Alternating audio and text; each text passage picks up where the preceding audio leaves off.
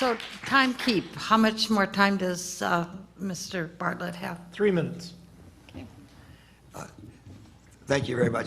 I would think that the main reason the press is not covering is a ridicule thing. Yes. We've been watching the tweets on what's going on today. They're not all positive. They're not as negative as we thought they might be, but they're not all positive tweets. Can I make a comment on this? I wanted to turn for just a moment. Go ahead. Yeah, I just want to comment on this because I've had some involvement with this.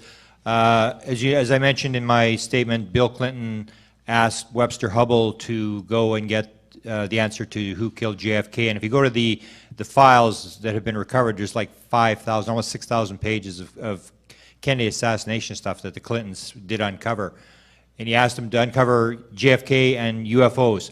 When that book was released, Friends in High Places by Hubbell in 1997, that, of course, the very next day in the White House press briefing, this question was brought up, and it was Debra Oren, who was no friend of the Clintons, from the New York Post, who asked the question. She asked the president's press secretary, "Can you tell me, did Webster Hubbell get the job to go out and look at UFOs?" And he walked around the question the first time, and Debra Oren in an interview said she came back with a follow-up question, and she said, "I'd like to know, is what Mr. Hubbell writes in his book true?"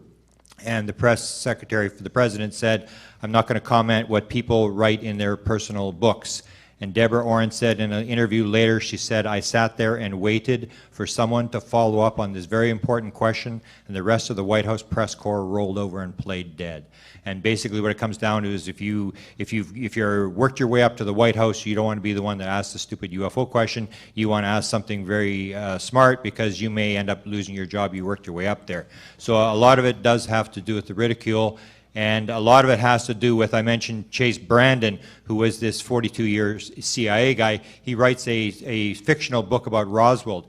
And there was one of the stories that we'd always tried to track in the UFO world, and that was by Richard Helms. It was a statement where Richard Helms says, "We control all the media of any consequence in America." And we were trying to track this, and if you look in Chase Brandon's book, his character in the book actually uses this statement. Jesse Helms said, "We control all media of any consequence in America." And the character says, "I wish he hadn't said that."